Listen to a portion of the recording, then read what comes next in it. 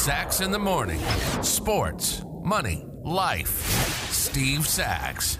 Hi, Steve Sacks here with Sacks in the Morning, and today is Thursday, so we've got our full-length episode today, and really excited about this today.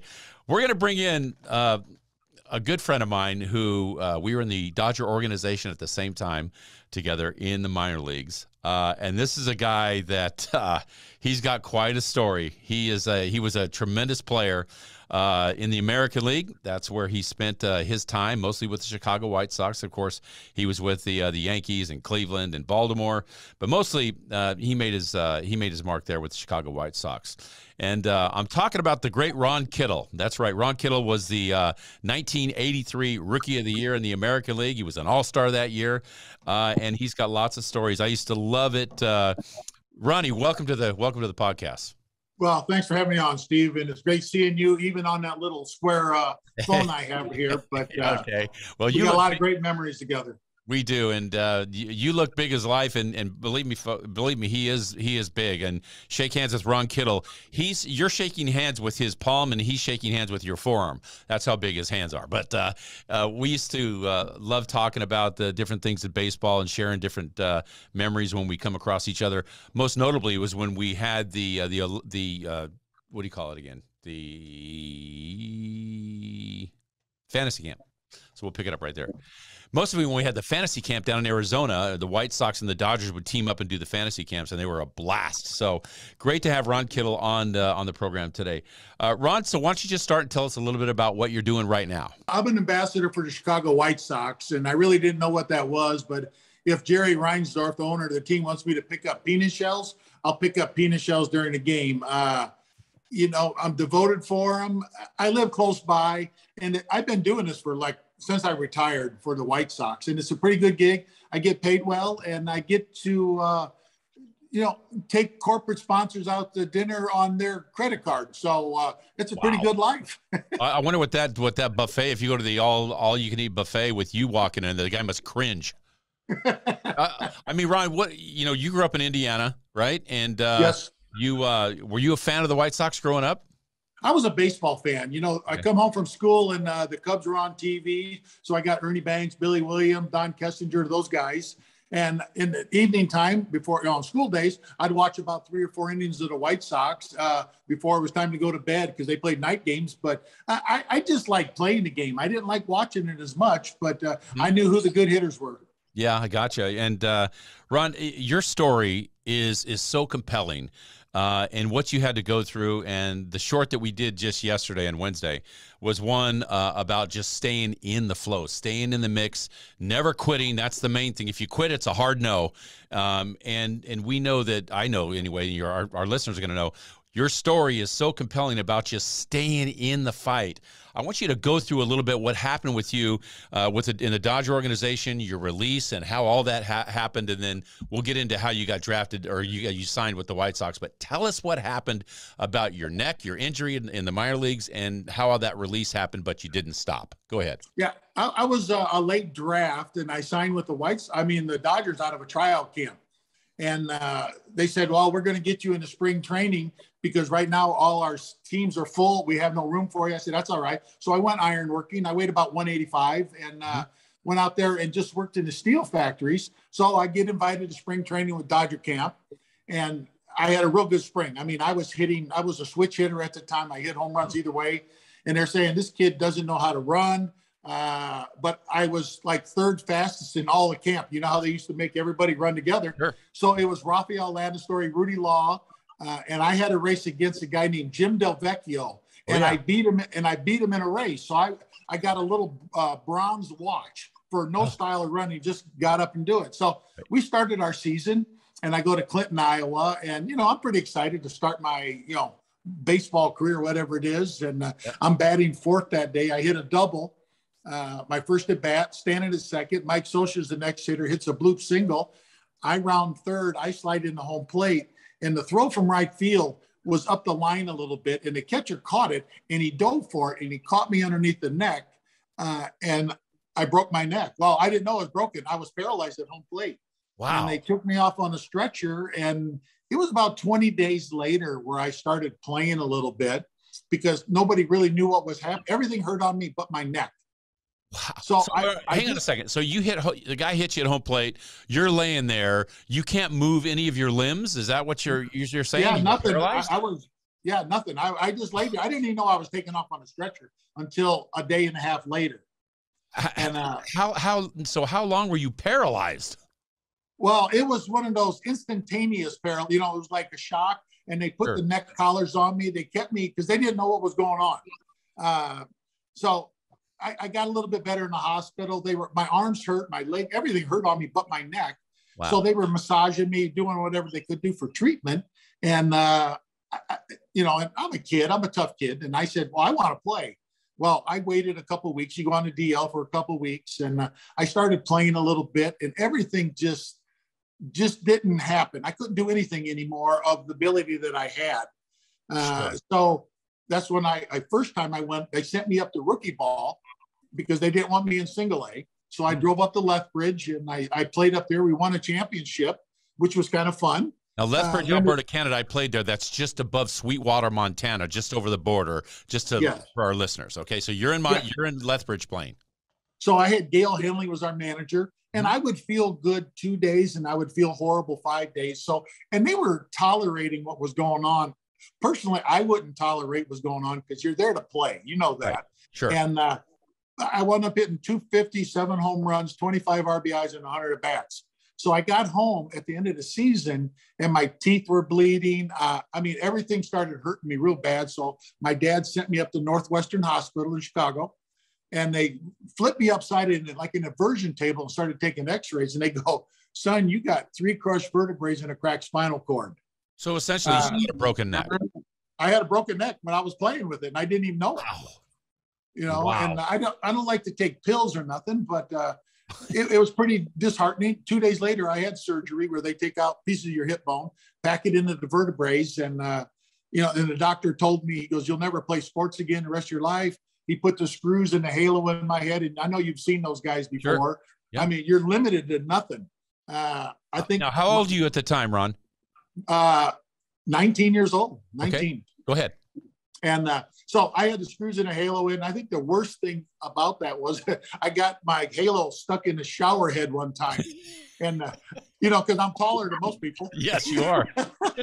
And wow. I'm hollering. I got 3 sisters. All their friends are over. They get me out of the shower and unhook me. But, my career was over with. But I had a tough dad. And I think a lot of old time ball players had tough dads. And, yep. I had the same thing. Yeah, and it was. I think I would have had to die for him to have compassion for me.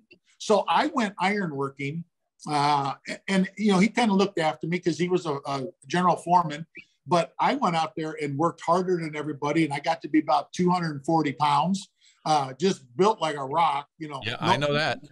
No body fat, and all of a sudden, somebody goes, "Hey, do you want to?" Play baseball in semi-pro after I was sitting at home. But so were you released at the time? Yes, I was released. You were out of baseball. I was out of baseball. Wow. Then they called back and asked me if I would come back to the Dodgers after surgery again. Oh, okay. So I was released and brought back. Okay. Yeah, then I went to spring training. And that's eventually the late season. That's where you and I hooked up in Lethbridge, Canada, up there. And I thought I was swinging pretty good. Jimmy Lefebvre was our manager at the time. And I was living with him in L.A. Oh. And he was working me out, training me. And he goes, boy, you're coming along real good. I was a little stiff. Uh-huh. Then I go up to Lethbridge, and all of a sudden, the story, they released me. Mm-hmm. Then I'm going, remember why that. did you send me up here to release me? I remember that. Yeah. Then all of a sudden, I get a note from, I can't remember who the manager was, Lefebvre. He said, they want you in Clinton, Iowa. Well, I think he was just being nice. Oh, so you get a release. He kind of is nice to you and say they want you in Clinton, Iowa, where they had the A-ball club, not the rookie, but the A-ball club. So then what did you do? I drove from Lethbridge, Canada, all the way down to Clinton, Iowa. I pull in a parking lot, and I remember the trainer was there, and he goes, what are you doing here? I said, they sent me here. So Okay. They gave me the uniform. I went out there and I played a couple games. And you were released. It was kind of funny. I hit a home run and you were released. My first game. I was already released. But you nobody told me. Run. Yeah, but nobody told me, Steve. Okay. So after the game, they go, "You're not even on our roster." We were playing Whiskey Rapids, and they had a guy in the minor league called Mo Hill. I remember that older guy who played in the league for years. And so they said, "Well, you got released. Why don't you come play on our team?" And I'm I'm brokenhearted and disheartened. I said, I think it's a sign saying that I should not play baseball. And you have to understand that. And not that I didn't want to, but it just happened. So it's such a complex story. You're released, then they ask you back. They send you up to Lethbridge. You get released again. And then, as a joke, they say you can go over to Clinton, Iowa, where the A-ball club is. It's on the way home for you. And you say, okay. You drop in. You're not even a professional. You're not even a professional baseball player right now, legally. And you go out there and you hit a homer and a double. That's pretty cool. Yeah, and I thought it was a good positive for me. I still couldn't swing left-handed because when I broke my neck, I can't turn my head to the opposite side anymore. I don't know. It was almost like a fairy tale, like I was dreaming it the whole time. But I went home. I was upset. I mean, I didn't get in contact with anybody. I told my family I'm going to go take a ride for a while and do some soul searching. Sure. And I came home with a better attitude. And we all need a better attitude. Mm-hmm. And I said, well, one day something might happen again. And I wound up going ironwork and getting big, making money. And some guy goes, "You want to play in a semi-pro league?" And I said, "When's the game?" He goes, "Tomorrow night." I said, okay. "Really?" So I went to play at this game, and I haven't swung a bat after surgery at all. And the first How long did that been, Ron? How long? Before you swung a bat? 8 months. 8 months.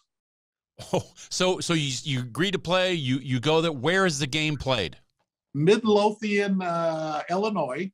It's right off our expressway, 294. So he goes, "You're batting 7th or 8th or something like that." And I didn't care. But I get up there, and the first pitch the guy throws at me was right at my head. And I kind of like whiplashed myself back.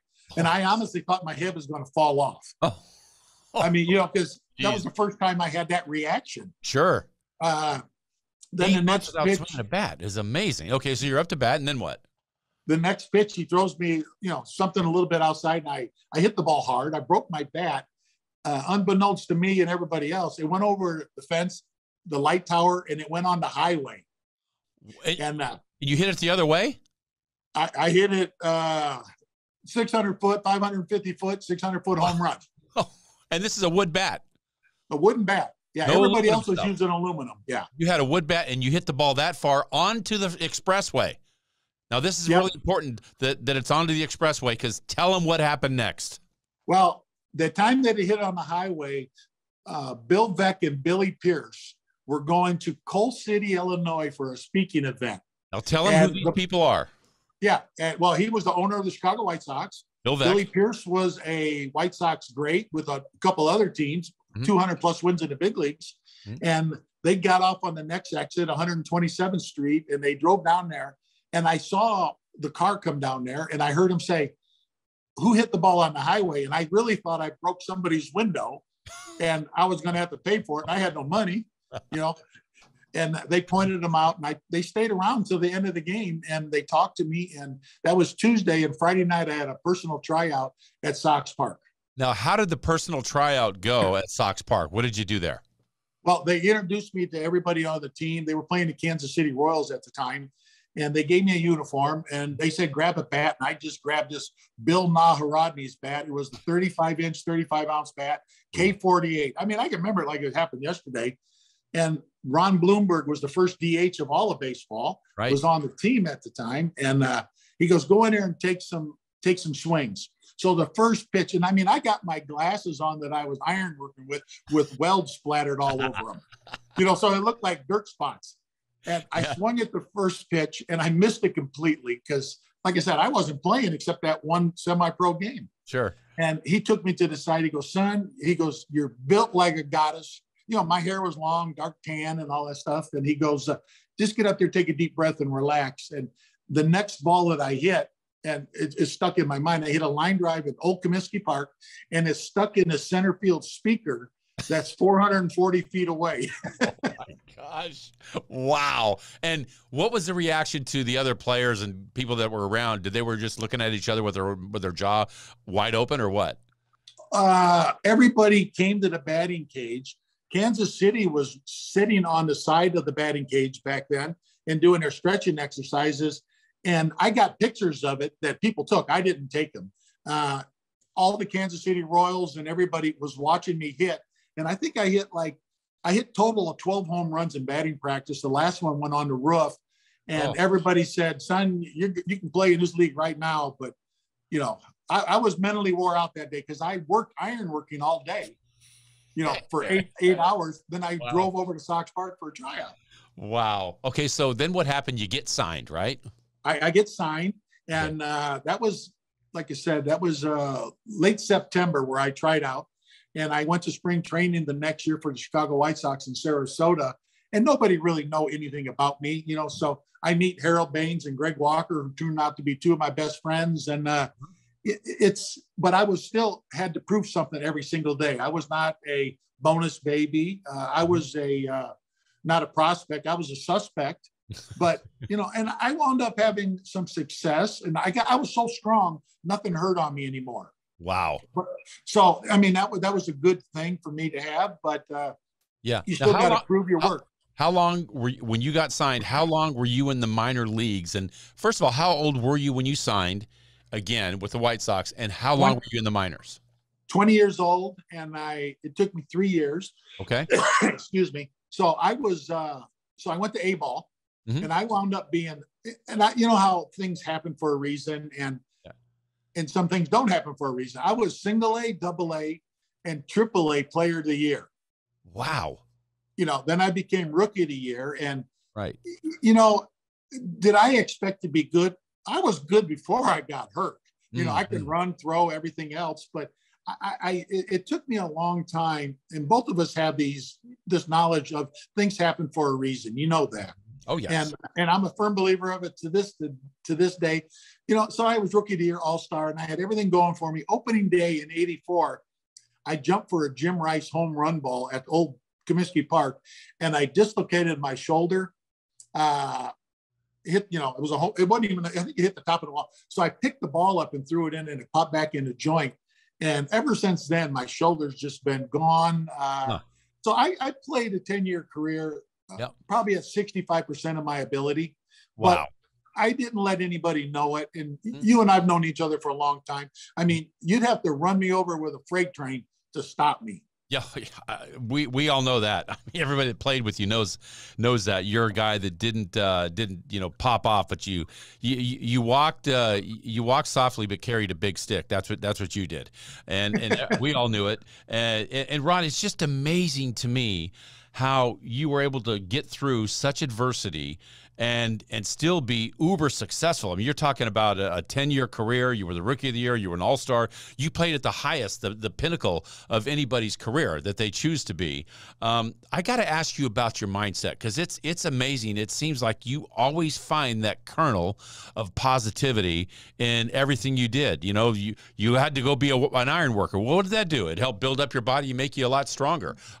You know, you got an opportunity to play, and you find some positivity in the fact that it hit near the windshield of the owner of the team when you hit that ball onto the interstate. I mean, all these things, has that always been a part of your life? Is that part of the fabric of your makeup, or how you get that positive nature all the time?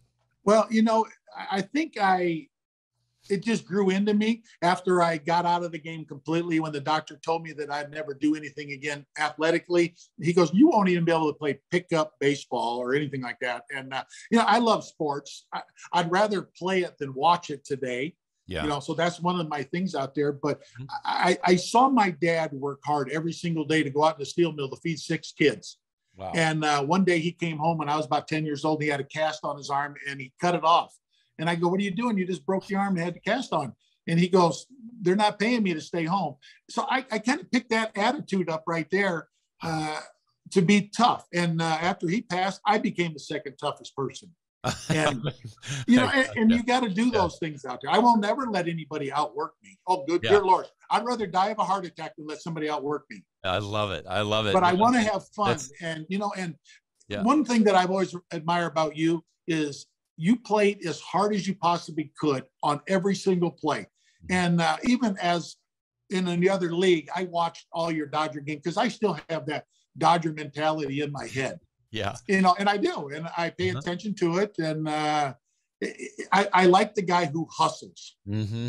Mm-hmm. And that's the name of the game, because sometimes hustle is better than talent. Yes. I agree with you 100%, Ron. I mean, you could be my partner on the podcast, and the book I wrote, it's all about that, and you echo that completely. Hey, I wanted to ask you, Kitty, about some of the way we see players today. And I don't want to be one of those guys that say, well, it was so much better when I played. And, I mean, because, look, we've all been there. We know how hard the game is to play. Baseball's a hard game to play, really hard game to play.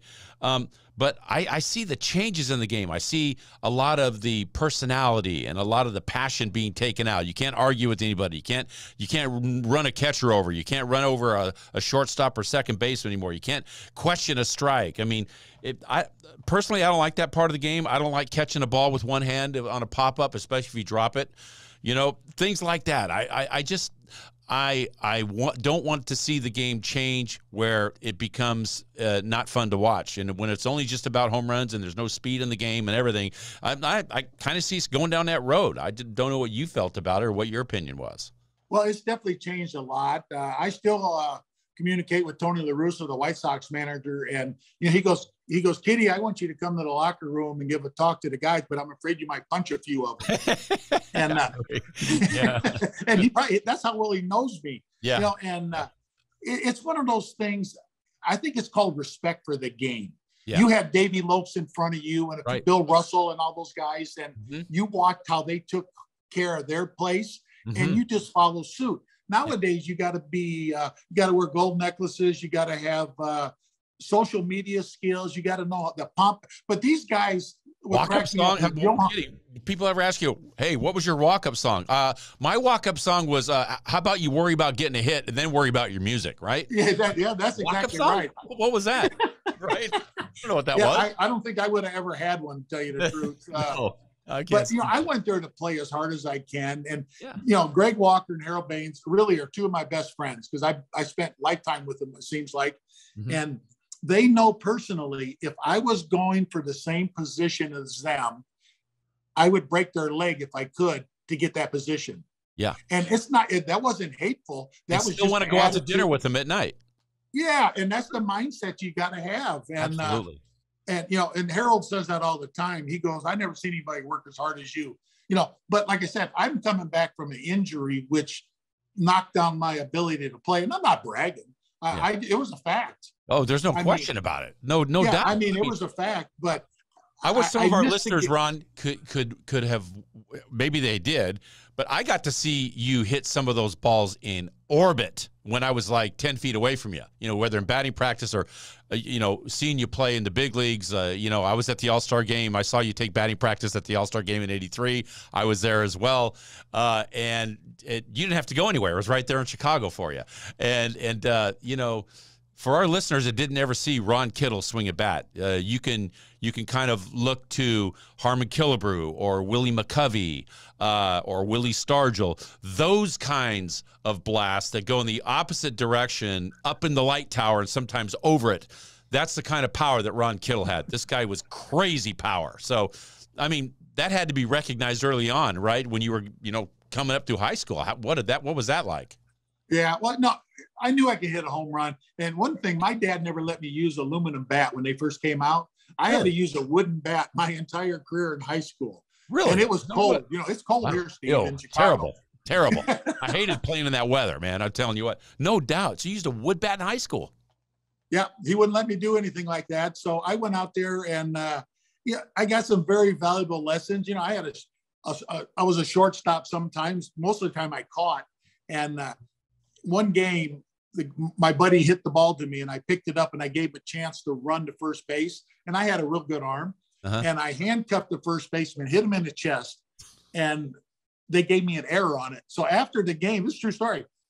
My dad didn't let me eat dinner. He goes, I don't want none of that BS anymore. You play this game to get him out. But I just handcuffed the first baseman.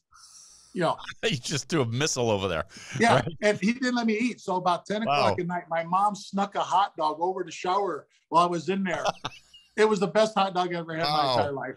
That's crazy. That's crazy. So, Kitty, again, when you look at the situation with this game today, you know, the intrusions are the part that I don't like. You know, there's a pitch clock, there's this clock. You got to keep your foot in the, you know, in the batter's box. You can't, you know, you can't talk to the umpire. You can't. I mean, they could technically throw you out for raising your eyebrows to the guys now. I mean, you know, I don't know where you think the game is going, but what's this look like 5-10 years from now? I think it's going to be does it switch less quality. I would wear an ugly dress with size 14 high heels for this money they're getting now. You know, that would look ugly. That would be very ugly. It'd be an ugly guy, but I would still do that out there. But you know, and I think the fans are picking up on it. They don't like this stuff, this pomp and circumstances anymore either. Nope. They want to go out there and play hardball and do this thing. You know, and I'm reflecting right now back to Tony La Russa, Hall of Famer, 2,000, 2,600 wins out there. And the fans every day, they want to fire him. But when you got 4 guys hitting close to 300 and you got 6 guys hitting 196 as a manager, I mean, you're kind of stuck. And he reprimands guys, and they come back social media wise and said, Tony shouldn't talk to me like that way. Oh, I mean, I just don't know how that type of thing with the social media. Hey, look, the mean average in the big leagues now is between 236 and 241. I mean, you and I know that you better be hitting a lot of home runs if that's the mean average, right? If you're only hitting 6-7 home runs, you know, you can't play in the big leagues with that. Yeah, but they all try to hit home runs every swing. You do. Absolutely, they do. I mean, you know, it's like feast or famine right now, right? I'd like to see all the game incorporated today. Yeah, last night I had dinner with Harold Baines, and somebody come up to us. He goes, "You guys watching the game?" And we kind of just laughed. I said, you know, because when you start watching it now, probably with you too, you start managing in your head. Oh, all the time. And I managed a couple of years in the minor leagues. Yeah, I managed a couple of years, and we won championships. But I was tired of being the father, the mother, the boyfriend, the girlfriend, assistant bus driver. Right. You're babysitting these guys. But and I was hard on them, but they all learned the game of baseball how I was taught. And you know, I thought it was a good compliment. We learned the same way, Ron. We came up the same way with the same kind of expectations and the way the game was played. And I always admired you for playing that way. And, you know, for a guy that can go along and trudge through the darn season with a broken neck is just beyond me. I don't know how you did that, but you know what? When you're a moose like you, I guess that's not completely unexpected. But anyway, Kitty, I just want to tell you, man, thank you so much for being on today. This has just been great hearing your stories. And hang on a second, we're gonna do a little cut here because we have another question from, I guess, somebody called in, and we're gonna ask a question for you right now. So hang on one second, Kitty. We're getting it right now. Here, you just tell me. Yeah, I mean, I'm just curious. Ron has such a great outlook on life, and had that transition leaving the game, coming back in. I think it's always interesting to hear how old ball players find new passions and new joys once they leave the game. Excellent question. Okay, we'll bring that one in, and then we'll sign off. Okay, in 3, 2, 1. Ron, you know, the way that you are and your attitude towards the game, towards life, when you get out of the game, how do you bring that same passion to other things that you're doing today? And how do players today do that? Well, I'm a professional woodworker too, so there's nothing I can't make. I tell everybody I'm a horrible baseball player, but I'm a great carpenter. I've seen your stuff too, by the way. And I do custom artwork, but I also cut my yard with a push mower 3 times a week. That's my exercise. Really? This is the best shape I've been, but you know, my passion right now is I ride motorcycles besides working for the White Sox. I'm having a cigar, it's called Kitty and Friends Cigar Social. I'm having that in a couple days. And, you know, when Jerry Reinsdorf smokes 8 cigars a day, you ask him to have a cigar event, and we raise money. I've been 40 years in my charity. We've been raising money close to $4 million. And that's me making the phone calls, licking the stamps, writing the letters. No corporate help. I'm just doing it by myself. And nice. I try to give back as much as I possibly can every single day. That's it. Kitty, what's the charity so we can get that out there? Ron Kittle Charities. Ron Kittle Charities. .org. .org. And if somebody checked it out, I got some. I made a couple 4-foot bats, about 9 pounds a piece, and I got all the Cuban players to autograph it with the Minnie Minoso logo in honor of him. Yeah, it came out nice. Great. That's great. Minnie Minoso just went to the Hall of Fame not too long ago, right? Yeah, he was my coach that tried me out for the White Sox at the ballpark that day. Wow. And it was story. It's kind of funny if you got a second for that. Sure. Go ahead. I just got ironworking. I was ironworking. I had longer hair, a little bushy beard, dark tan, muscles all over the place. And they go, Senior Minnie Minoso is going to try you out today. And he goes, with his accent, he goes, you don't look like no ball player. He goes, you look like a movie star. So until the day he died, which is like 5 years ago, that's what he called me, movie star. He never called me by my first name ever in our career. That's right. Well, we're going to have some on YouTube too, and they'll see it. You look great, Ron. You look tremendous. So how old are you? Are you 61? 64. 64. Damn, you look good, Ron. I'm telling you what, you just keep on doing what you're doing, brother. You don't look near 64. You got the same color hair I do, but we both have hair, and that's what counts, right? That's absolutely the truth. Ron, thanks for being on, buddy. You're a saint. Great seeing you, Steve. If you like what you heard today, please give us a positive review, subscribe, and share the program. Also, be sure to listen to my Sax in the Morning shorts 3 days a week for a couple of minutes of uplifting suggestions to get your day off to a great start. Our music is performed by my adorable niece, Elena Jane. And remember, to reach your goals and your dreams, follow your emotional heart.